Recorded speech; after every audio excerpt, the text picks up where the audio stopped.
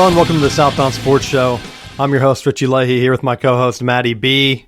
We got big trade finally in the books. We've been talking about it for a while, but let's get started with some summer football talk. I know you guys had your All-Star game, high school in Pennsylvania. How did that go? It actually went really well. Within our coaches association, we play what's called the Lesser Lumber Classic, and for those of you who've been following our show, my quarterback at the start of the year had a leg injury and ended his season very early, but he was able to recover, and he actually started for the South team and threw a pair of touchdown passes and just played really well overall. He made it, and we had a defensive lineman and a defensive back all make it. So with all the teams in Blair County and some of the other surrounding areas to be able to be included, having three players make the team and then actually contribute was pretty cool. Very cool. How many All-Star games do you guys have? I knew there used to be a couple. Do you still have that, or did they get shut down? Well, it depends on the association. Like there's another one that's in the area of the Ken Lancey game, but I'm not part of that coaches association. And that would just be more meetings and more time away from the family. So we stay within the Central Pennsylvania group. That's probably a good trade-off, though. Less time around the family. Go ahead.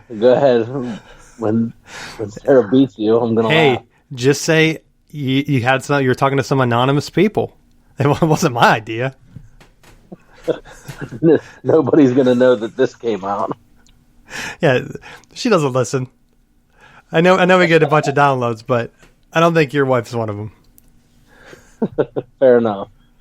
All right, our big trade this week, Julio Jones. I honestly thought he was going to the Broncos, and he ended up going to the Titans, which we had a buddy of ours, that was his prediction. And the mindset's good because they already have a solid offense. You have Derrick Henry. Now there's even more pressure off of Tannehill, which a lot of people, they're not even sold on him. I saw some stats, like the NFL has like that advanced stats database, and someone was pulling out their accuracy on passes, and Tannehill's actually more accurate downfield than Matt Ryan was last year. And to be honest, I'm not surprised by that because Matt Ryan has to be super old. Like a lot of these guys, you don't recover. Like the Ben Roethlisberger talk, once you're at a certain age, unless you're Tom Brady, that's it. So of course the younger quarterback's going to be more accurate on the deep throws. Their arm's not shredded into butter at this point. So it's a good move, I think, for both teams. A lot of the Atlanta people down here, they were, or I guess in the South, I'm not really close to Atlanta, but I know there are a lot of fans down here, and everyone seemed excited just because of the return, and they think it's going to be a rebuild anyway. To be honest, I don't even know how much of a rebuild they need to go. They need to focus on defense, which they've never done. And so, like, just trading away your wide receiver and getting picks in return, if you just draft more wide receivers, Lions mode, I would call that, it's not going to work out for you. Like, you can mix in a few tight ends and a couple running backs. That's how the Lions draft.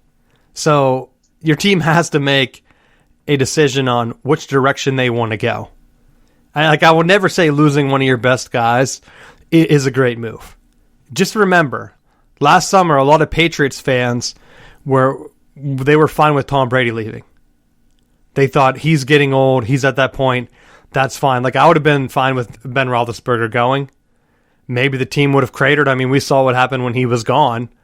I was just hoping that they would have someone in return. The Patriots got Cam Newton. That didn't work out. So I think the Belichick bubble kind of popped. And then like Dan Marino's coming out because of what Don Shula, I think, has the record. And he doesn't want Belichick to break it for like most wins or whatever. But at this point, it's inevitable.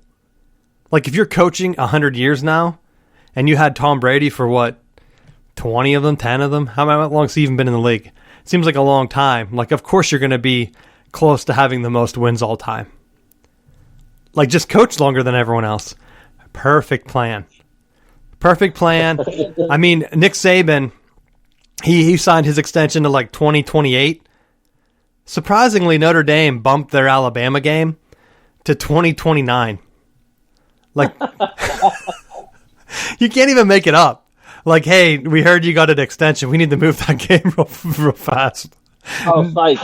Nothing related to any of the news that came out. Like, we just got to move it a year. No big deal. And then Alabama, and then they announced that, I think, today or yesterday. And I was like, all right. But, I mean, if the legend's going to be gone, go for it. I know we're in football, but Coach K, he's stepping down. And what an asshole. Like, I've never had feelings either way for Coach K, but to go ahead and do a farewell tour, and, like, he had, like, a DJ pumping some type of, like, dance party song at his press conference. It was just really weird, and I thought, all right, you don't care about the players at this point. Like, this year is going to be so annoying. It's almost like, remember, was it Joe Paterno's last year when he played, like, Bobby Bowden? Didn't you guys have, like, a game? Or was that Bobby Bowden's last year? I can't remember. But there was all that sense. Which way was it? Well, they neither one of them were retiring. It was like 2005. Now, then it must not have been that game. There was a game, it was like their last bowl game. I think it was Paterno, and then like that was all the talking heads talked about. We're like, hey, you know he's going to come out on top. He has to. It's his last game. He's a legend. And like that's going to be the Coach K talk. So how many favorable calls is he going to get? Meanwhile, he's had like the number one recruiting class for however many years in a row. Hasn't really panned out. I mean, maybe not number one, but when you're loading top five classes, same with Kentucky, you'd expect to win a little bit more. Like in the same time frame, you shouldn't have only a couple of Final Fours. Like your rival North Carolina has more national championships in that same time frame than you. It's like, what are you doing? Like maybe he should have retired a couple of years ago. That's all I'm saying. And so now we got to listen to a whole year of it. At least Nick Saban announced his like into the future where he could always just surprise retire before then. I'm not saying that he will. He has to be like 70 something years old. But that's my Bill Belichick thing. Like I think Belichick is younger than those guys. I'm going to look it up to see what he is exactly. Saban's older by I think 5 years. Come on. Where's Wikipedia? Normally it tells me the exact age. It just says born. Oh, he is 69. Ooh. So maybe not. Bill Belichick's 69. I thought Nick Saban was 70. No, they're both 69, Matt. So they're the exact same. So let's say if that's the time frame, if Bill Belichick's going to coach into 2028, like that's however many 8 more wins or 8 more years of wins, 7 more years of wins. How many is that? Of course he's going to break that record. He's not that far. Someone said that if he even has like average seasons in 4 years, he'll break it. So who knows? I didn't realize he was that old. I honestly thought he was, like you said, 5 years younger than Saban. I knew Saban was like 70. So it's going to be a shift. But like I said, I'm going way off topic here. Back to the Julio Jones thing. At some point, your team has to make that jump. Vrabel's been there. He has a system in place. He likes playing a tough defense. He likes running the ball. Now he has 2 studs at wide receiver. I mean, now's the year. If Tannehill's the guy, you have to make a run. I saw someone that was like, just making the playoffs would be fine. It's like, no. You don't make this type of move just to make the playoffs. That's like a Browns mentality. Like the Browns have more hype than the Titans this year. And they had it last year, more hype. Now this trade goes ahead and maybe it shifts that a little bit. You have like a complete juggernaut, though, in the Chiefs. It's just a tough conference, to be honest. So maybe them coming in and doing that. Atlanta, I mean, they're gonna have to play Tom Brady for at least 1 more year. So maybe that's when you start to do your shift. You go ahead and say, all right, now is our rebuild time. I wouldn't even be surprised if they tried to ship around Matt Ryan. I mean, we've seen Phillip Rivers have 1 year of success elsewhere. Maybe he can go out. The big thing, though, is Aaron Rodgers still is out there. He's still available. They said that they've been waiting for him to come to practice. They thought that they could get over the hill, and then someone from his camp said, like, there's no way he's playing for the Packers this year. So it's like, all right. Like, you're the team there. You're hoping, like, all right, we're at practice. Where is he? He has to come in. But, I mean, if you're talking about his backup for however many years and you're like, all right, he's the guy. At some point, if I were them, I would just ignore him. And I know it's probably just the media, but I would talk about how we're moving on without him. See what happens, like the Le'Veon Bell treatment. Remember when the Steelers kind of did that? And then he was like going to sign with all these teams, and then it wasn't working out. And then they're like, yeah, we don't really need you. And he's like, but I needed my money.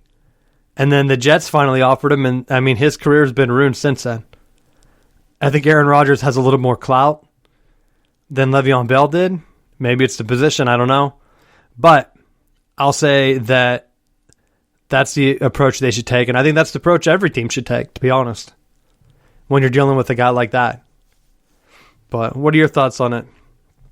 I was actually really surprised that Tennessee was able to pull that off. And I know the initial report was a second-round pick, but I think it's a 2, a 4, and possibly a third additional pick, depending on how things play out. But I think when you're a team like Tennessee, you have to do. I think it's a move that if they're going to make that jump, that it definitely puts them over the top, because now you truly are in a really tough bind, because you can't leave Brown one-on-one, you can't leave Julio one-on-one, and if you're doubling both of them, then you're leaving the box light for Henry to run. So I mean, it puts them in a really great spot, along with being a defensive-minded team. So I mean, I think that they're definitely prized to set. Now the thing that's going to hinge on this is the health of Julio Jones, and in the past, over the last couple of years, he's missed significant amounts of time, and I think that has kind of hurt him. But if he stays healthy, Tennessee is going to be a very dangerous team. Well, they also have some bad news coming on their side, because the Madden cover has been kind of leaked, and they think it's going to be Derrick Henry. I think the big video game conference E3 is it like this weekend or maybe next week. I don't know when EA Sports does their presentation, but that's supposed to be the move. I think who was on it last year? Was it Mahomes?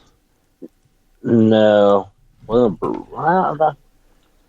on, you can't just ask questions without knowing the answer. Because it wasn't it Lamar? I know Mahomes was on it, and then he won the Super Bowl. I think the year that he was on it. So yes. They said that was the curse was over, but you don't know. Has a running back ever had a successful season after being on it? I don't know. So that's what it is. Yeah, Mahomes was on it for the big 20-year celebration, which was the 20. So he was on it, and then Lamar was on it last year, which, I mean, he didn't do anything. The Ravens, I was more hyped for them, that didn't pan out. So it could be bad. I don't know. That's our thing. We'll probably be talking about Madden a little bit next week. They're trying to expand it. The NFL is trying to increase their reach, because Major League Baseball started to do this with their video game. I think it's called The Show. It used to be only on PlayStation, but then they realized, like, hey, we're missing people that have like the Xbox computers and like Nintendo Switch and stuff. So this is the first year I think they're trying to get it on every system. I know it's on Xbox. I don't know if it's on the Switch or computers and stuff yet. So the NFL is probably thinking like, hey, we should probably announce more systems. So I wonder, you had it go to like computers last year. I wonder if that's going to be expanded more. They said that there's some new features, which I can only imagine what the hell that's going to be. And I think they have a special version for the Xbox, because the rumor is like it's extra power or something, which I mean, I bet that makes you be able to open like 2 packs of cards at a time instead of doing like one. They can make double the money with that extra power, because that's basically the bullshit that the game has become. But we'll see. I don't know. Maybe I'm wrong on Derrick Henry. Maybe it'll be Ben Roethlisberger. They'll do a farewell tour. It should just be Tom Brady every year, let's be honest. If they really hate Tom Brady so much, just put him on the cover every year. I don't think he won the Super Bowl when he was on the cover. But I don't know. They did regional ones once. I don't know if that's a thing. I think that might have been college football, though, which we haven't had news on the college football game either. So maybe they'll talk about that. Let's see what else. Mason Rudolph signed a 1-year extension. He's the only quarterback on the Steelers right now for next year. To me, everyone's like, oh, that's a vote of confidence. That's not a vote of confidence. A 1-year deal? Unless I read it wrong, and that like he already had the 1 year and he signed an extension on top of that. But I was looking at it and I thought, if they were set on him, they would go ahead and make that a long-term deal. He said that he's trying to be the starter next year. Roethlisberger might even be back. I think if there's a chance he's back next year, you sign Rudolph because he's comfortable with him as the backup, and then you just go in a totally different direction. So it makes sense to get him there and say, like, all right, you're going to be on the team. We're going to keep that consistency. If Ben doesn't come back, maybe we'll make a move in the draft depending on how the year goes. But they did ask him about an extension beyond the 1 year, and he declined to answer. So I'm sure they told him, like, no, this is a 1-year deal because we don't know what Ben's doing. Plus, Haskins could come out on fire. I think Dobbs is done. What do you think on that? Yeah, I was going to say, I think, like, even though they're saying Rudolph is the only quarterback, I think Haskins could be the guy, and then I can see them drafting a quarterback in one of the rounds to fill that other spot. I wouldn't be surprised if Dobbs is cut in July. Or, like, if he's just a practice squad guy. There's no way they're going to keep 4 quarterbacks on that roster. And I don't think you cut Haskins first. Maybe you do. I just think in terms of, like, top talent, we haven't seen it from Dobbs. Rudolph beat him out. They had, like, the 500 season or whatever it ended up being. I can't remember what the final was that year. I think there was a tie maybe. But they didn't make the playoffs, so they were close with him. They had the helmet issue with the concussion and stuff. So Dobbs had his chance, couldn't take advantage.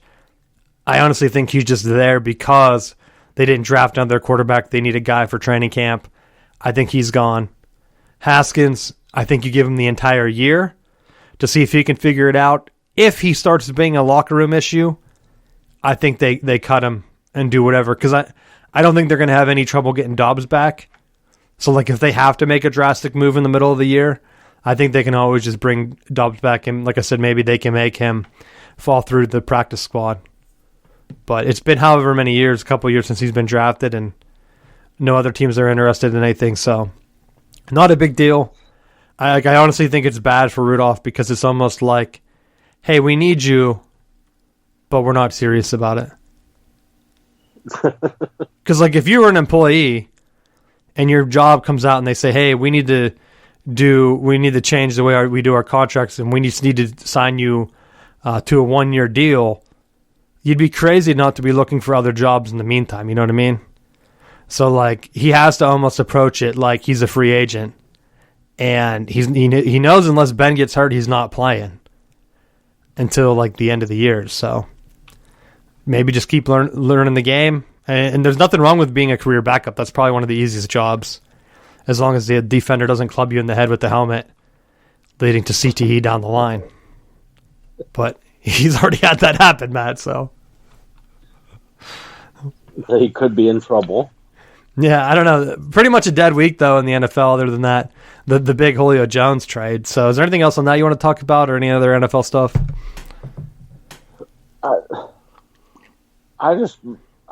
It really does surprise me that they made that move. And looking at Pittsburgh, I saw some things as far as Najee Harris, that there were some comments about him staying after practice here during these like mini camp type practices, that he's been staying out so late that the running back coach and Roethlisberger telling him, like, having to chase him off the field. So I like that. You're seeing that work ethic early on from them. And maybe that's what it takes, is just having somebody that's hungry. Because a lot of the rest of the stable of running backs, I think maybe are just a little bit just comfortable knowing that there's not anyone pushing them. And now that Harris is there, he has an opportunity just to really make a gigantic leap in his rookie year. Well, that's the thing where Connor, it seemed like he was that locker room guy. And then I don't know if he just hung out with Le'Veon Bell too much and saw like the me, look what I can do, like off the field type stuff. And then, of course, Antonio Brown. But like when you're around those guys, I think that has to just suck it out of you. And it seemed like when they were both gone, that was the year like Ben gets hurt. Connor needed to step up and become that guy. And I think he didn't. So the team was just like, you know what? This is over. Let's bring in a guy. Let's get a young guy in there. Maybe he could be our Derrick Henry that teams are just going to respect him. You know he's going to run tough. And let's see what happens. Like if you get a guy that can run tough and he doesn't even have to be the biggest guy. Like look at Willie Parker back in the day. Like a lot of people don't remember, but he was an important cog of those Steeler teams. Like if you weren't a Steelers fan, he's probably not a guy that you remember, to be honest. You probably remember Jerome Bettis, and then you're like, I don't even know if they had a running back after that. Till Le'Veon Bell. Who knows? So, I don't know. It's going to be interesting, but that is good news to see. I think that him and Freiermuth, is that how you pronounce his name, the tight end? Yeah. They made one of like the preseason all rookie squads, which they said was like 20-something players. It was like ridiculous, like it was the biggest they've ever had. It's like, why? Are you doing it for like social media likes? Are you trying to expand the NFL? Because like it seems like right now the NFL's in the mode where they're like, okay, we see what like the NBA is doing to try to get more fans in. Let's focus on like the video game aspect. Let's try to make Madden a little bit better. Let's try to get more engagement with like these rookies by doing social media stuff for them or whatever. And so I don't know. They're talking about like the NFL Europe. Let's see if we can get our big brands, because you don't need that. Like I said last week, you don't need brands. You don't need teams in these other countries. Everything's online now. Like the NBA's been trying to put all their games on TV in China because they know that that's just, they're only getting 1 million people watching here in their playoffs. Where else are they going to get it? Like they've tried advertising in the United States. It's not getting any higher. It's actually going way down every year. So it's like, all right, where are we going to go? Let's try different countries. So the NFL probably is watching that and seeing what can happen. I mean, the Premier League, they've done it. They've tried to move, like we've said, had like exhibition type games in the United States. And maybe they're seeing those numbers go up and TV deals go up. I don't know. But it'll be an interesting summer because I don't think the NFL ratings were that bad last year. Compared to the other sports, not even anywhere near it. But this summer we also have the Olympics, unless they're canceled. Do you think they're going to be canceled? No, I think you're going to see try to get things as close to normal as possible. Well, they've already been like threatening to cancel it. And so it's really weird that they're trying to like do like, I don't even know if it's politics, if it's like just different units that don't want their guys playing, because I don't think it's really coronavirus related. Who knows? But I don't know, because it's like they have these different things. I guess one of the things is that they had to put together a plan, it says here, to try to do everything to reduce the coronavirus spread. But who knows? I wonder just how long and how many more years like the Olympics as it exists is going to continue. They've been throwing in so many weird sports that it's like these aren't they have to throw in all sports because you have like events like gymnastics now where you have Simone Biles that's like on such a different level that they should just give her all of the gold medals and then have everybody else compete for like a separate set of medals. Because there's no one touching her in any event. Yeah, but you also have like the Michael Phelps thing. I mean, there are different people across different sports. You had like Usain Bolt and he was winning like all the races once or whatever, the sprinting. I think that's what he did. I don't know how many he did. I know he did the 100. What did he do? The 200? Like he was like world record. So you really can't beat those guys, and they need those. They need them to be the head. But like I don't know how many years they can compete. Like I think gymnastics is very hard once you reach a certain age. So is this her last Olympics? Potentially, yes. So then, like going forward, I would think she probably has at least maybe one more, if that. I don't know how old she is. I know you have to be pretty young to do gymnastics. Compared to like Phelps can at least give it a go. Even if he just was like joining to do like the relays, like I think he would still be an upgrade along like a lot of other countries, like fourth swimmer. You know what I mean? So like your fourth swimmer is going to be like one of the most decorated Olympians of all time. Like good try, but I don't know, because some of these other countries, like I mean, even across the United States, they're cutting sports. Guess which ones they're cutting? They're literally called the Olympic sports. Like you have colleges, like even Stanford was like, yeah, and we're going to cut a bunch of these Olympic sports. That's what Stanford's best at. Which they put out they do like that aggregate of like the, what's it called? The Director's Cup or something, where they have like all the sports. And the update was like Stanford's ahead of Michigan by 0.5 point. I was like, damn it, you can't even beat them when they cancel a bunch of their sports. How are you going to beat them in a regular year? They're like, it's unbelievable. So I don't know if that's the final. I think that there's still some other sports, but I don't know when Michigan's gymnastics championship, if that counted as a winter sport, or if that's going to be a spring sport. I think it's winter. So I don't think Michigan really has anywhere else to go up. But I could be wrong. So Stanford's probably going to win that again, even after they were kind of wishy-washy on playing sports this year. So who knows?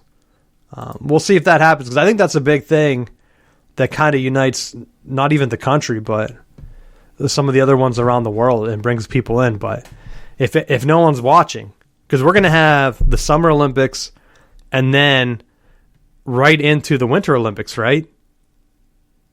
Because it used to be every other year, but because they skipped a year, 2022 would be the Winter Olympics, I believe. So you might be right there. So they're going to have, if ratings are down, and then the Winter Olympics usually has lower ratings anyway. Like I don't know, what are they going to do? They're going to cut sports. So you're not going to have 13 snowboarding events. You're going to have like what, 3? Like some of them, I think you can just cut down because like why? I feel like they just add some of the sports in that are easy. They're like, this would be easy to put on video and get TV ratings, like dancing, gymnastics, like it's indoors. Have the camera fixed there, so you're like, yeah, we can have 38 different events. That can give us TV coverage for one solid week. Swimming, like, yeah, you can swim nonstop. Like one camera can cover that whole thing. I know NBC usually has like 10 on each sport, but that's kind of like a cynical take on it. But we'll see what happens. I can't wait to talk about it. That's not even sarcasm.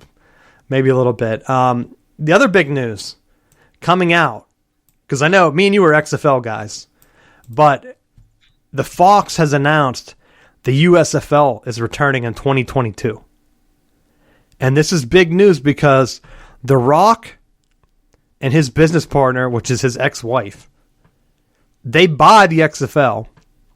The rumors, I can't remember when we talked about this on the show, but the rumors at that time were that there was going to be spring football that they were going to be competing against in 2022. And so my thought was, a lot of people thought the AAF was better. I don't see how. Like, how can one league just cancel in the middle of the year? Maybe it was better because my man Steve Spurrier got another undefeated championship. Maybe. But they didn't even have a playoff. So, like, you can't say that it was better.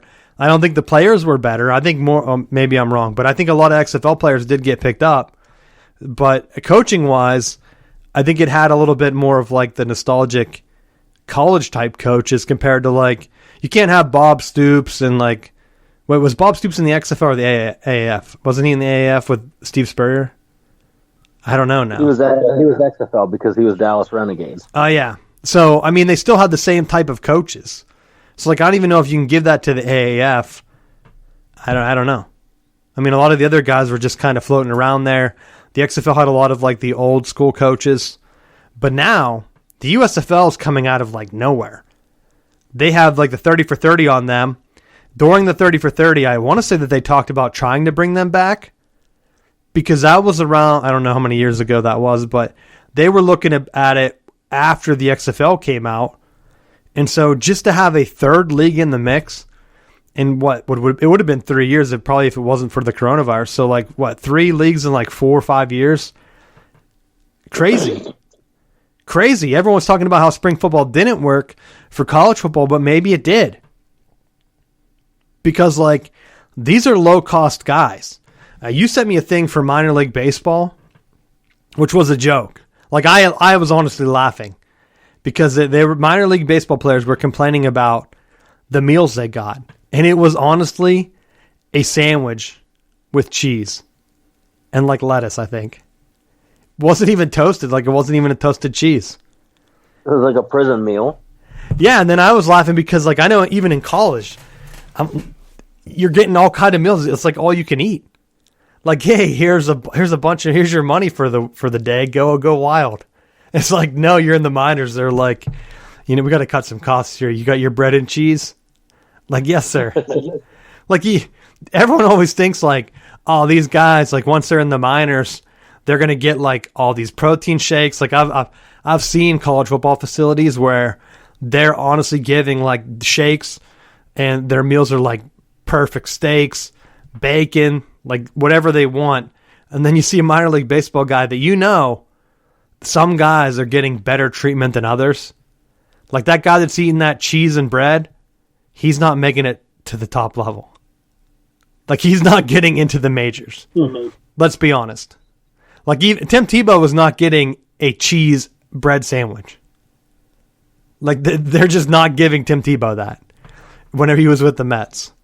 So I think a lot of people forget, like some of these guys, they're working other jobs. Like you're making $10,000 a year playing baseball.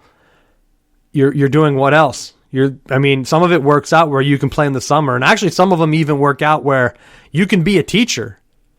Because I think it kind of overlaps where they have the late spring season where they start in like June or July and they only play for 3 months and you can play minor league in some of those lower levels.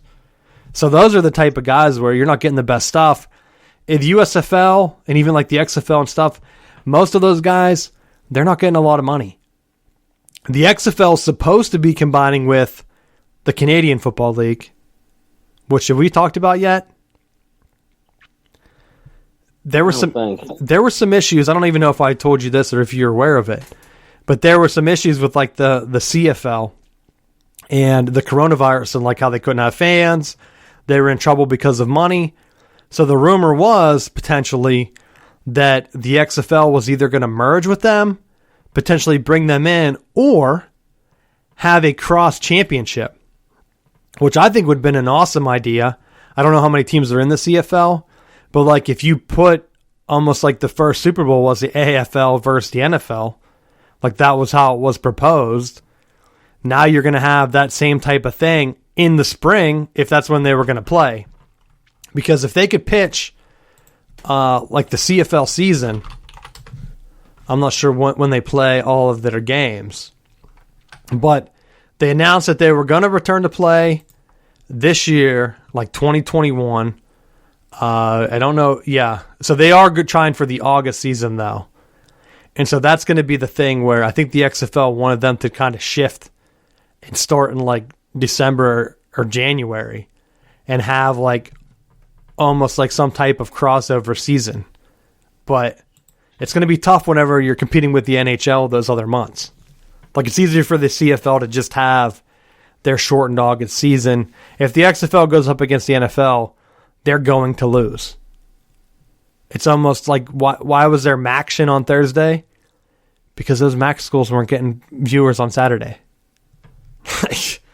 Or what was it, Wednesday? Like they started to move MACtion around, I can't remember. But that was like the big thing. You could watch like Western Michigan versus Central Michigan because on Saturday, no one was watching that in the state of Michigan if Michigan and Michigan State were playing. That's just the facts. So We'll see what happens. USFL, the rumors were 8 teams. They haven't announced them yet. Pittsburgh had a team in the original league. Do you think they get one back? I'm going to say no. What do you think they do? Do you think they go big cities?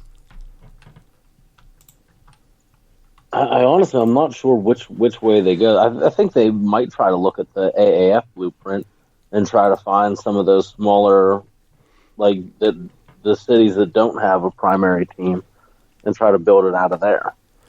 I still think that they could go smaller and just try to do rivals, because I think that really helped a lot of those early sports where you get like the animosity between Cleveland and Pittsburgh. And they're not the biggest markets. They're not small by any means either. But like there were so many teams in the original that they had a team in Birmingham. Like they had some of the smaller markets. They had a team in Memphis. Some of the other ones like Houston, Jacksonville, that also had like eventually NFL teams. Like Jacksonville had a USFL team before the Jaguars were invented or created. But they did have a lot of the bigger cities too, with Boston, Chicago, Los Angeles. So they had a decent mix. But like if I were them, and like out west, are people watching? Like are people in LA watching or going? Like they can't even get people to go to like the Chargers games. They're changing cities. Like the Raiders have had trouble. Like I would almost just start small with 8 teams, and if the CFL is not even into it, see if Toronto wants a team or something, and just try to do some of like the rival cities that love football, and just keep it there. Like do like a Detroit, Toronto, Cleveland, Pittsburgh, do like a Washington and New York, and like a Boston, and then like one other city. Or if that's 8, like I don't know. But try to keep them all regional and keep them within driving distance. And I think the one thing that they could do is just get rid of the city names. I mean, like, that's the one thing that esports kind of does that I think is going to be the future eventually. Because, like, they had the city names originally, but like, the way people are telecommuting and stuff now and businesses not being there, don't have a connection there, you could just do it by state. Like the Carolina Panthers, which I forgot to mention, they're even talking about a brand new stadium down here that's outside of Charlotte on the south side in South Carolina in Rock Hill, which to me, like I think that would alienate a lot of the North Carolina fans, because where it is right now, you can hop on a train from Raleigh and get dropped off like right near the station, and you can just go to the stadium. If you move it to the south side, it's already a pain in the ass to even drive there. But then, like, to go to the other side of the state, maybe you're opening it up a little bit more to, like, people from South Carolina. And maybe they have that data that shows more people from South Carolina go to the games than from North Carolina. I mean, Clemson has a big fan base. They fill a fairly big stadium. So maybe they have that data. I don't know.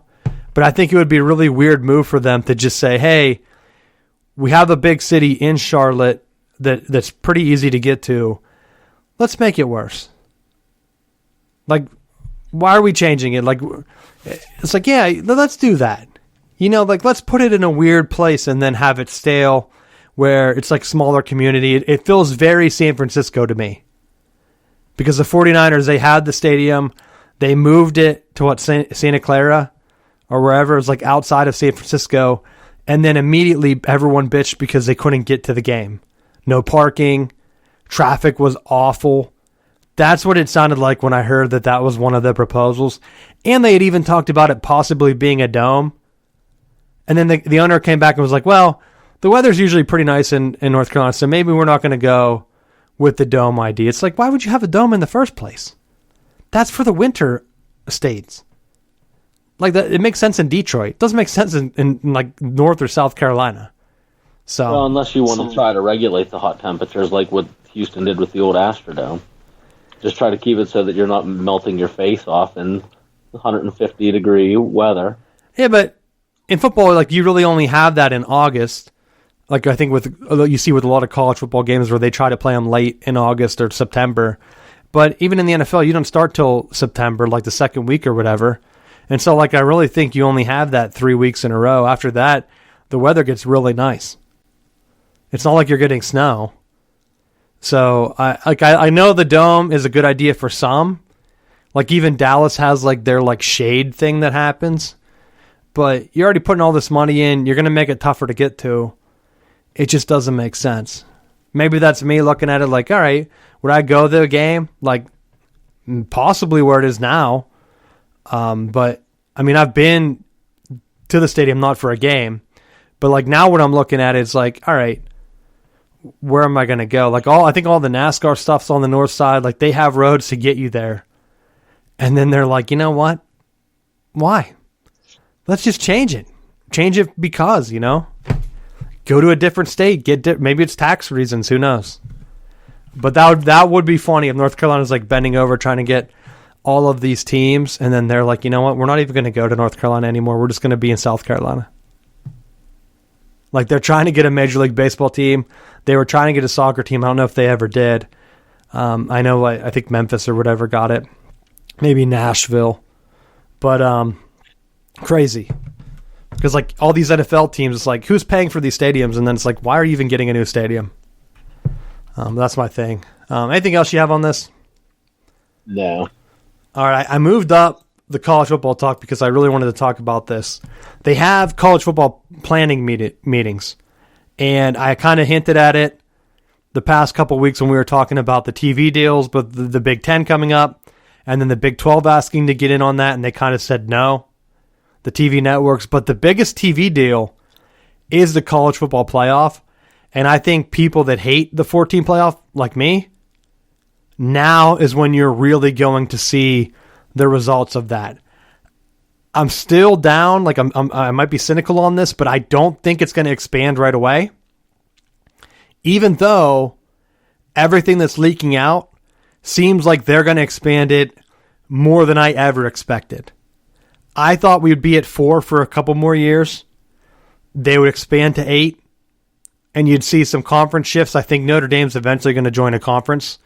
But now the rumors that are coming out is that Notre Dame and a bunch of the smaller conferences are pushing for a bigger playoff to, guess what? Not joining conference. And they singled out the new commissioners in like the ACC, the Big Ten, which we've already seen the exchange between him and Ohio State in regards to like Big Ten football and stuff. And I'm surprised that he's not fired like Kevin Warren. So maybe he'll be out. But they're already saying like at these meetings where Jim Delaney, the old Big Ten commissioner, he would like run the whole thing. And he was basically shutting down the bigger playoff because of the Big Ten and their Rose Bowl connection, which I hated. But he also architected this money influx to the Big Ten, which allows Michigan to get close to Stanford in like their Director's Cup, which they hadn't been in like 20 or 30 years, I believe, and to try to compete in more sports, which eventually hopefully pays off for football. You've already seen it pay off for basketball, where they've been one of the top programs this past decade. I don't know. So with football, not really big on him, but he did do some great things with the Big Ten. You could argue that like adding Maryland and Rutgers and them, they weren't a good idea. Maryland's won a few national championships in other sports. Nebraska did what in volleyball, I think. They were doing well in baseball in the top conference tournament. I don't know. But the big thing is the SEC's really talking about it. Guess what? They also want more teams in the playoff, Matt. Get ready for an SEC showdown, because whenever the loudest voice in the college football playoff room is the SEC and Notre Dame, good things are not going to happen. Maybe for me, because I would love it, because I honestly think that the SEC, they overvalue some of their teams, and it's going to be their downfall. Because even a few years ago, like if you remember, when Mississippi State and like Ole Miss, like they were competing for the college football playoff, they're not getting in. Like Notre Dame knows what's up. They know that if it goes to 12 teams and they're anywhere close to it, they're getting in. And how they've tricked the smaller conferences to talk about it, I think the Mountain West was one of them. And I thought, like, no, what are you doing? You're going to be left out for Notre Dame. It's the old Big East treatment. You smooth up, you're like, hey, Big East, we can get you in the playoffs. And then if not, I'll do it. Like, come on, put Notre Dame in. We'll take that bowl game. And even the ACC was like, hell yeah, we don't need that Orange Bowl. Like, Notre Dame, go ahead, take that, please. And then Clemson, luckily Clemson's been in the playoffs, because otherwise, who knows what would happen with the ACC's like money payouts. Whenever you're not making as much money as the other conferences, and then you're giving more money to Notre Dame for no reason. Like, I would imagine that a lot of the ACC commissioners have to be upset with the way the talks are going. And nothing's finalized yet. They did say that they wanted to go past 8 because there are talks about having auto bids. But they only said 5. I would think that that's the Big 10, the ACC, the SEC, the Big 12, and the Pac-12. They said the reason they don't want to go to 8 teams only is because there are scenarios where maybe the Pac-12 champion is ranked 18th, which was one of the examples they gave, like an 18th ranked team getting into the playoffs, and then potentially having a team ranked like 4 or 5 or 6, like somewhere in that range, be left out of the playoffs, which makes sense. But, I mean, you're having 5 auto bids, and you're still having 3 at large at that point. The way they worded with like a number 4 or 5 team being left out, I'm wondering if they're going to have another auto bid for a smaller conference, which would have taken up that 6th spot. And then that's where you start to get into, did Notre Dame take one of those other ones? Because like if the cutoff for the BCS is like Notre Dame ranked 12th. If you have an 18 playoff and Notre Dame's ranked 12th and they're getting in, that's kind of bullshit, right? Like, so I would hope that the commissioners were like, hey, we're going to change that. And maybe that's not in there anymore. I don't know how the ACC arrangement came out, but that's the one thing that stood out to me was like, their math doesn't really like make sense. The number 4 team in an 18 playoff would never be left out. Even if, I mean, I guess maybe they're saying if all the other conference champions were like ranked lower than 5, and then like the at-large was like a loser, like Alabama lost the SEC championship, Clemson lost the ACC championship, and like Ohio State lost the Big Ten championship, which would be ridiculous if all 3 teams ranked 1, 2, and 3 lost their championship game. Like maybe that's pretty outlandish though. Like they haven't even lost it in the 4-team playoff era. Like I don't think Alabama has lost it in a meaningful way. No, they usually lose before it and then back into the playoffs anyway. So that's my thing. If they go to 12, how are you doing the auto bids? But as a Michigan fan, it works out. Harbaugh would have already been in the playoffs in the 12-team playoff. Like he would have been in maybe once or twice at least. And so I think that for me personally, it works out. A lot of other fans, not so much. Like NC State fans down here, 12-team isn't as good as 16. That's why I was hoping they would go to 8. Because to me, it's much easier to just look at 8 and then say, let's double it. Compared to if you go to 12 now, which I think would be outrageous. The other note was that they put in there that the TV executives, they overwhelmingly supported the 12-team spot. And I think I even sent you, let me read it and then I'll get your thoughts on it. Their thing was the first 4 teams would have a bye. And I think some of this came from like the TV networks. The TV networks wanted 5 through 8 to be the home teams, and they would play at their stadium against teams 9 through 12. So like first scenario, Michigan loses to Ohio State. They end up ranked 5th because that's their only loss or something. They could get a game at the Big House against number 12. Who knows? That could be like an at-large Boise State or even BYU or something. At home in the Big House. And then they did say that some commissioners kind of didn't like that idea because if teams finish earlier or higher, they're not going to get the home game experience. They're also not going to get that gate to get the money from that, which I knew the money would be the main thing. Because like getting a home game at the Big House or Penn State's Happy Valley, Beaver Stadium, or like you're getting Alabama where they have 100,000 people, that's a big deal. That's a ton of money for that conference compared to if number 5 ends up being a team from a smaller school where you don't have a big stadium. And then Alabama has to they have to travel and play Iowa State or somewhere. Like they would have to be pissed at that, I would think. So, I don't know. What do you think of the whole thing? And do you think it's going to happen? I think it's definitely going to have to happen. And I think it's going to be better for college football because if you expand it to 12 teams, the first thing right off the bat is that the players who are opting out for the draft, I don't think you're going to see that as much because if you're in the playoffs and you have an opportunity to win a national championship, I don't think that those players, the majority of the players, are going to opt out.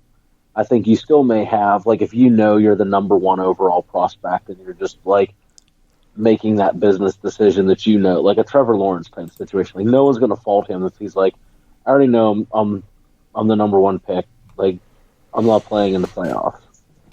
Like I think that you'll see more routine players playing in these games.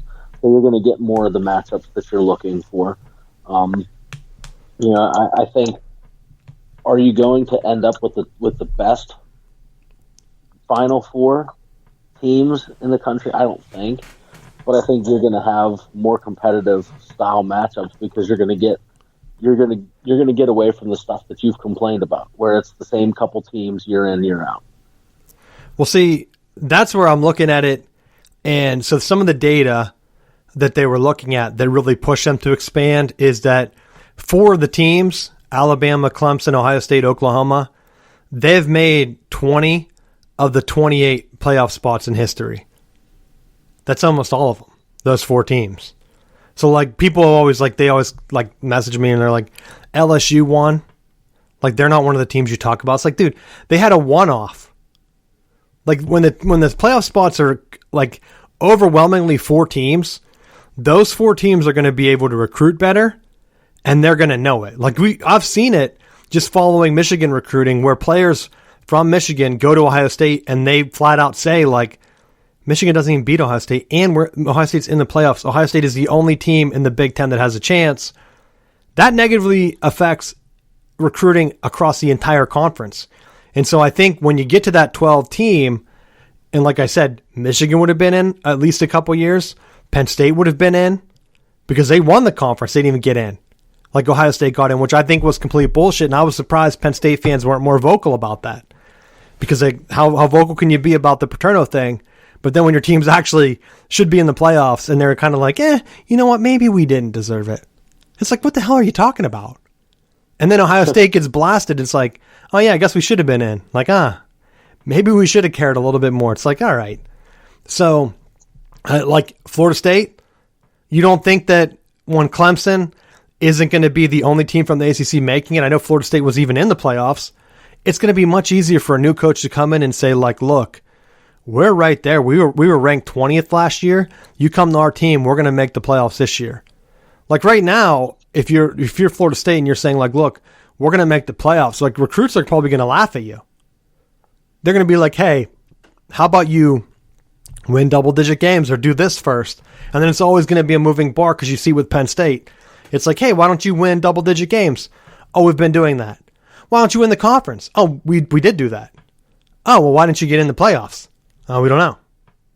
So like, and at some point it's kind of like that wears off. And like, as a guy like James Franklin, I almost called him Jim Franklin. Jesus. You have that on the recruiting trail where you're like, look, we're doing all these things. We're putting guys in the league like Saquon Barkley and all these studs out there.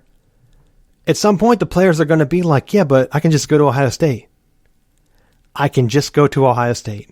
And I think that that's going to be something that opens back up because now if you're able to say like, hey, we're Penn State, we're close to even getting that bye where we've been in that large team. We need you to come in, and players from New Jersey or whatever, they're going to see that and they're going to say, you know what, maybe I don't want to go to Ohio State.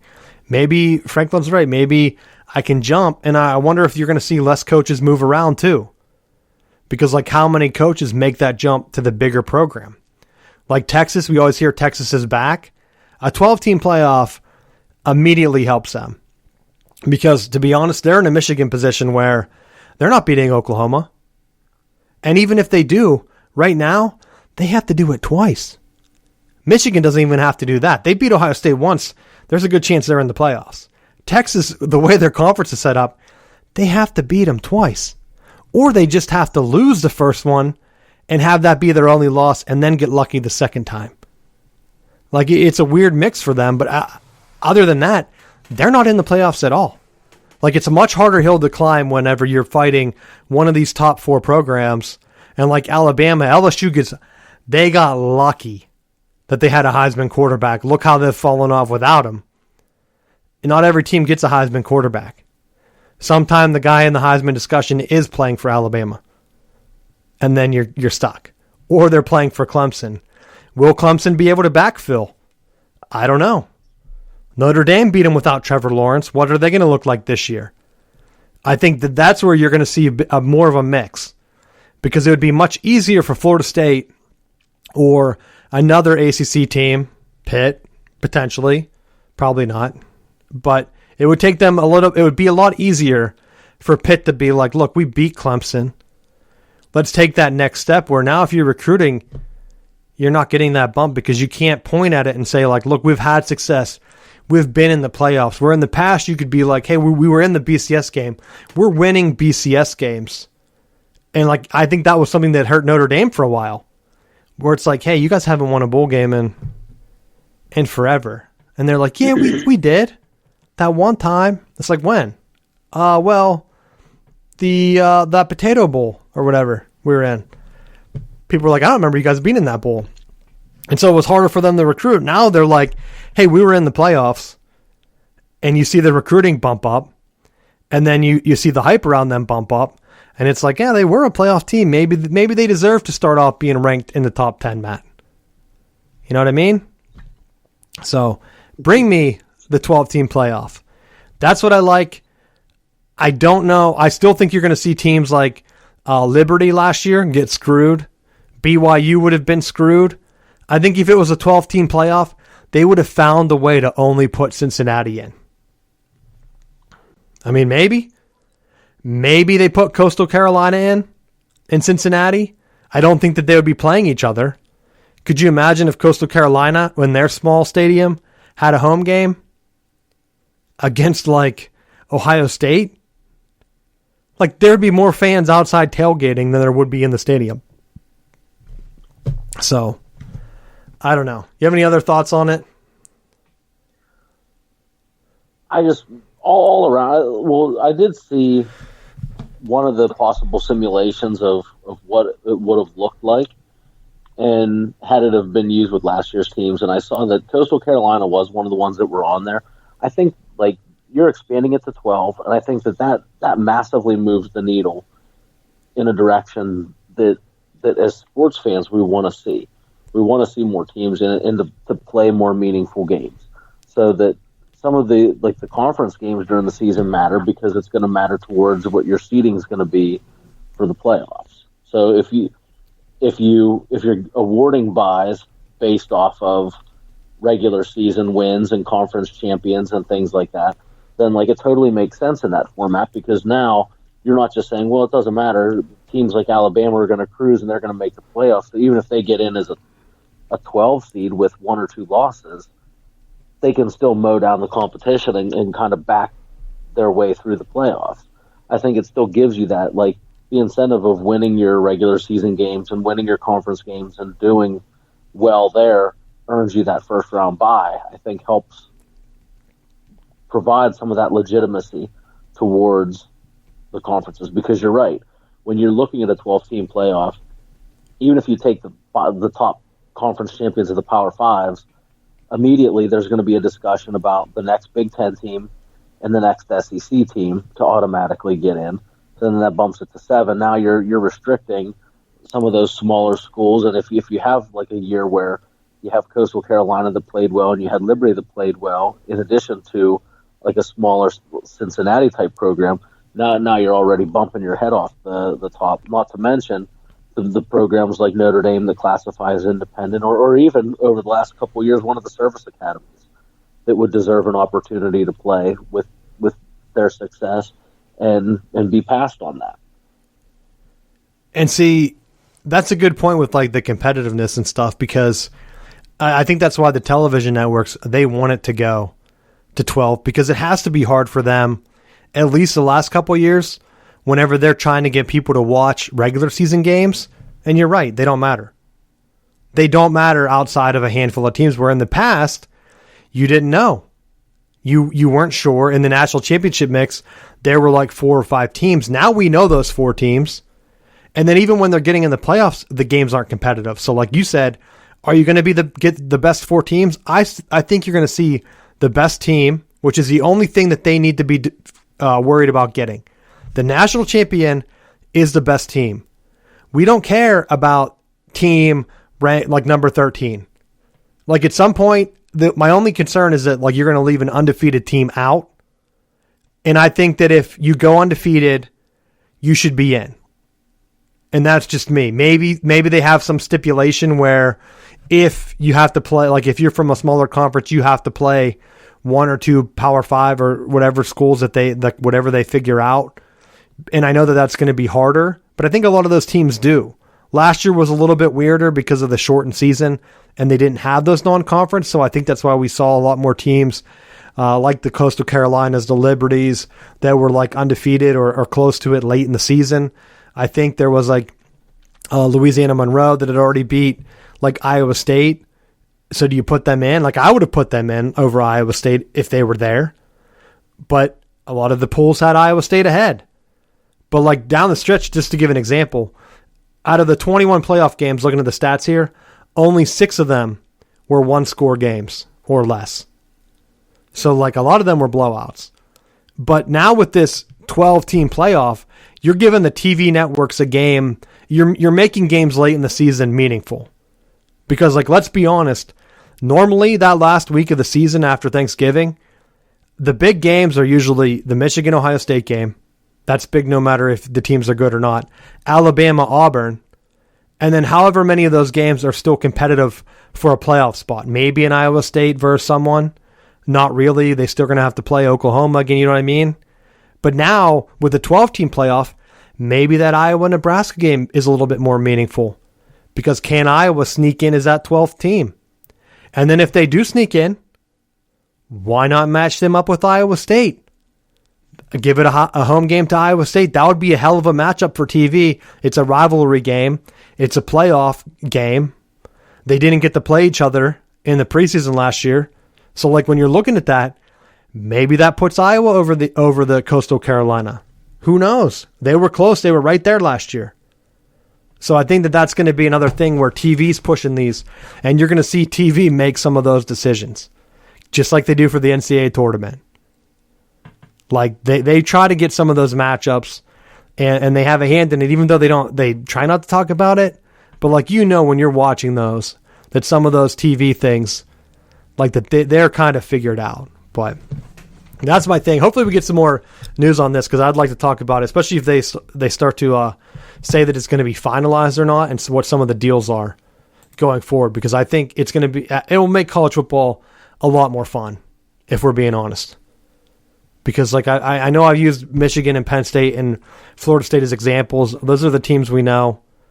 I know they would all benefit from it. There's not one downside. The only teams that it hurts going forward are those 4 teams that we mentioned earlier.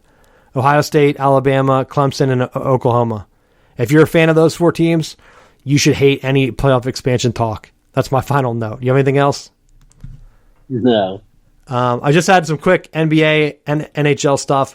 I think it was the first time in LeBron's career that he was out in the first round that they kept talking about it. Like even talking heads were like getting so upset that fans were trash talking LeBron for losing in the first round. They were like, you know how hard it is to never lose in the first round, blah, blah, blah. It's like, why? Why are the media people so obsessed and like take one guy's failure to like heart? It's an athlete. If that was Tom Brady, they would be loving it. Like they'd be like, yeah, screw Tom Brady. But not LeBron. And surprisingly, I think I saw a poll. I don't know who did it, but like the most hated player in the NBA happens to be LeBron. So maybe if you're a media guy and you're seeing a lot of tweets about how people are cheering for him losing, maybe that's why. Maybe people just don't like the guy. I mean, I know why Cleveland fans don't like him. Jumping from team to team to win titles, most fans don't like that. Like it would be like Tom Brady jumping to the Chiefs and being like, "Hey, you guys just won a Super Bowl, but you know what? I should get in on that." Or like, I don't even know, like, what's another major team? Like the Lakers are like the best NBA team, like the best franchise. They get the best free agents and everywhere. I don't know if the NFL has an equivalent of that, but like that's what it would be like. Tom Brady didn't do that. He went to Tampa Bay. People are like, Tampa Bay, they haven't even made the playoffs since what? John Gruden was there, your boy. So I mean, looking at it and seeing LeBron do that, it's like, yeah, of course a lot of people are going to hate him. And now he laid the blueprint. He put it out there. The Nets right now, because the most Philadelphia thing to happen would be for them to lose to the Hawks. And they're down game 1, I think. I don't know. Are they playing right now? They're winning game 2 right now. All right. Because like, that's what I was looking at after that first game. I was like, you know what? That's the most Philly thing would be for them to lose. 100 it's with a minute and change in the fourth. So they're probably going to win game 2. All right, so they can get in there. But I mean, in terms of like Brooklyn, you still have to. I think Harden got hurt. I don't know if he's back. But that's the one. You're looking at a super team. If that super team wins, if Brooklyn wins, there's no other front office type thing in the NFL that you can do. Like LeBron showed them that if you get a couple guys together that all want to play together, and they can all set up their contracts at the same time, there's nothing the NBA can do to stop it. And so, like, anyone, like, looking at the Clippers right now, they have, like, Kawhi. Why not just try to reach out to him? Like, LeBron, they were joking with, like, LeBron. Like, you know, after this game, he's texting Kawhi, like, hey, who else can I team up with next year? It's like, of course he is. Because he set it up. And now he has to compete with other teams doing it. So that's my thing. I don't even know. I think you're going to see, I honestly do think you're going to see the Sixers play the Nets. The West Conference, I don't know. Could the Clippers step up? Feels like they always choke. They have a game tonight, so if you're listening, you probably already know how that one went. So you'll know if they have a big lead in that or not. I think they're up 1-0. My NBA playoff thing crashed, of course, so I don't have the bracket up. Let me try to reload it. Yeah. So they're 0-0 right now, and then Phoenix leads. So I still think you're going to see in the NBA the top couple teams advance, and then it's like, why am I watching the rest of the playoffs? Like, you're telling me that the playoffs are exciting, but how many lower seeds advanced? There's only one, Atlanta, and that was a 5 seed. Everywhere else, it's 1, 2, 3, 4.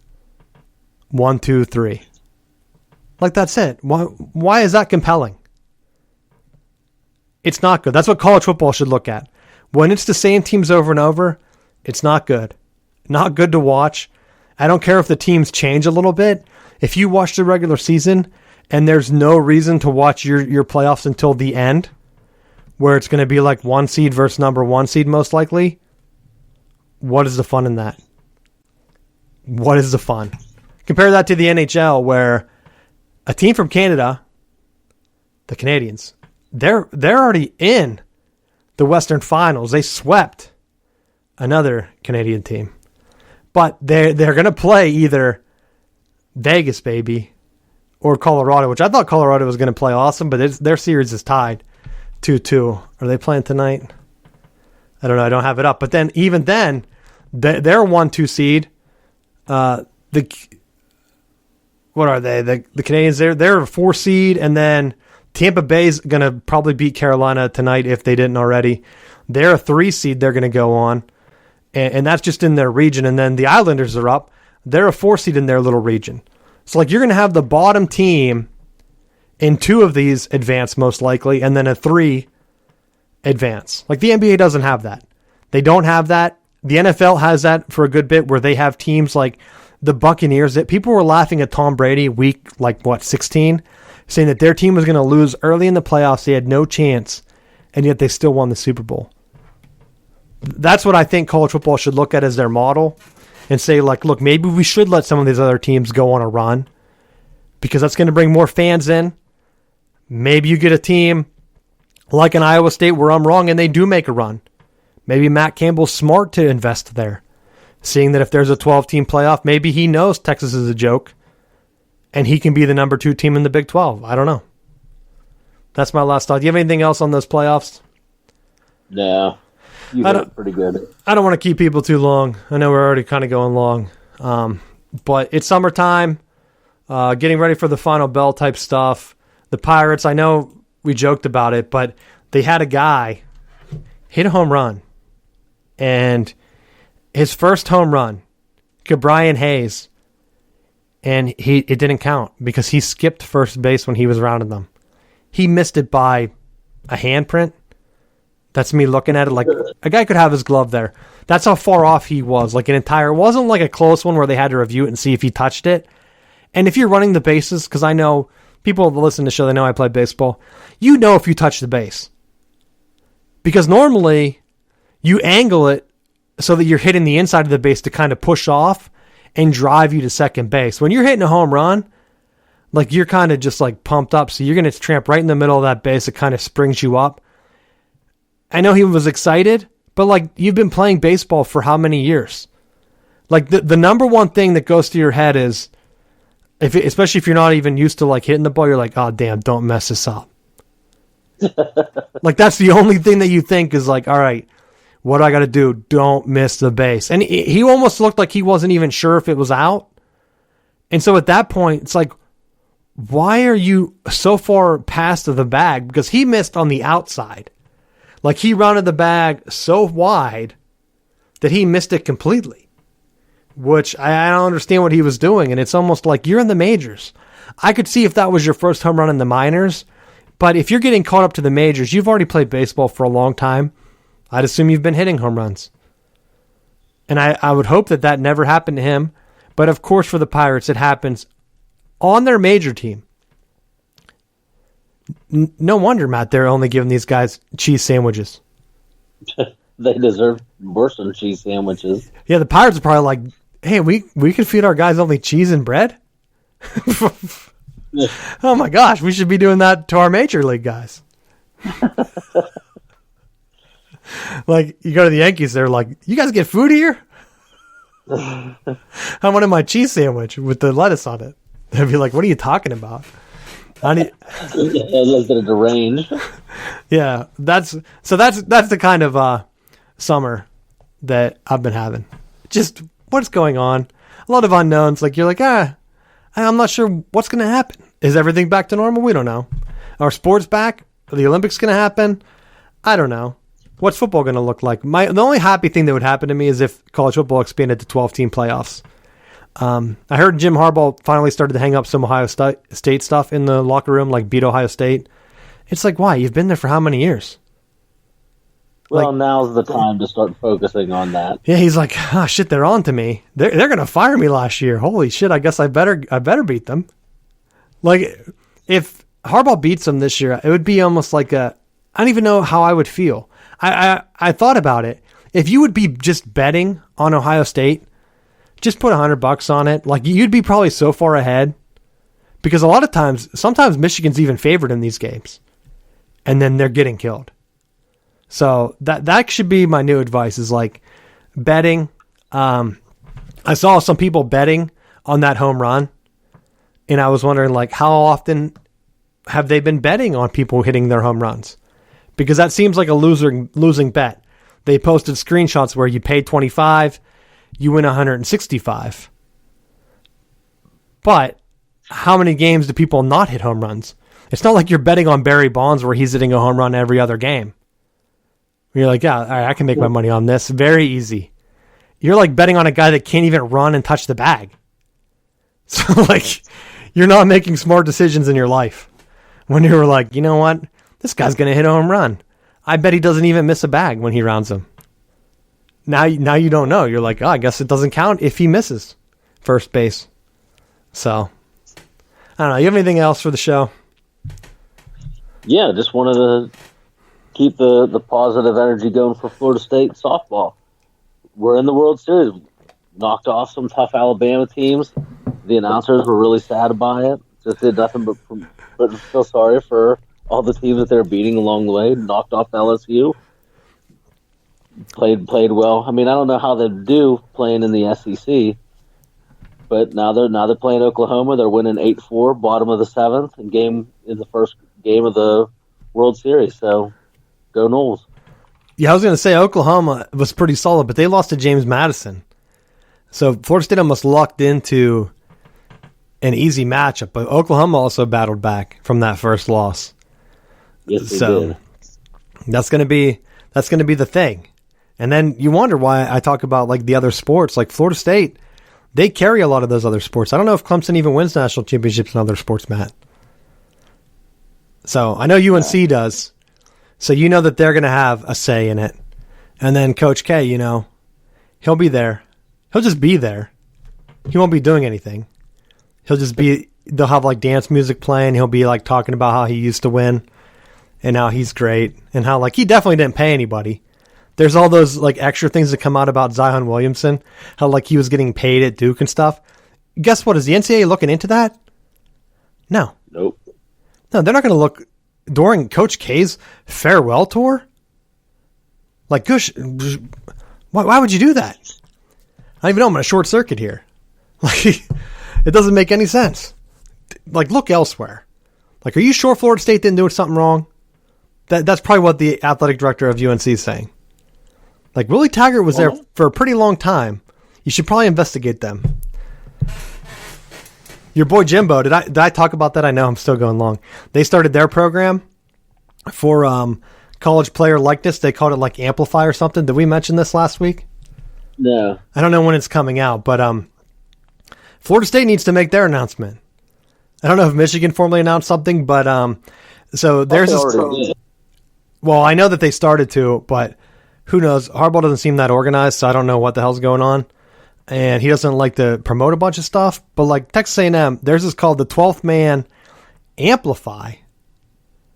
And so like they're trying to get a brand new era where they're going to build their brand, give them financial advice, which let's be honest, schools should have been doing that 20 years ago. The fact that they're putting guys in the NFL and then they said, you know what? 2021's our year, Matt. Let's start giving these guys some financial advice instead of just letting them go out and buy boats, buy whatever, and then you're like, what, running out of money, then you're broke by the time you're 24?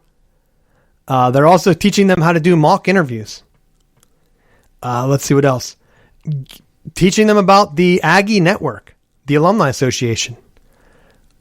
Teaching them social media and giving them an audit of their accounts and analysis to make sure that they're not embarrassing themselves. And then like just giving them best practices. Like Texas A&M's reads like something that they should have been doing 20 years ago. Maybe not the social media stuff, but like, come on. You're not giving your guys mock job interviews? Like, what were they doing? Like, hey, your football career is over. Like, you're done. You got to turn in all your NM stuff. We don't want to talk to you anymore. It's like, what am I doing? Where do I go? No one from the NFL signed me. I feel like some programs, like Alabama, they 100% had a pipeline. They helped players get there. They told them what to do. And I think it shows. And I think some other programs, like, there's a reason that Harbaugh's been able to get 8 Michigan players drafted like every year for no reason when the team wins 2 games. Like, they get more guys drafted than double-digit win teams, Matt. It's like, why? So, like, of course, when the recruits start to get paid, where are they going to go? Those top schools. Expand the playoffs. Expand as much as you can. And definitely do the home game thing, because I think that would really help Michigan out. So that's my final thought for the show. Thank you for listening. If there's something you want us to talk about, let us know. Like I said, we got the Olympics coming up. I didn't even mention the United States beat Mexico in soccer for like a brand new tournament trophy, which I'm sure that they'll cancel because can't have America win nice things in soccer. That doesn't make sense. So that's my final thought. Thanks for listening, and we'll see you next week.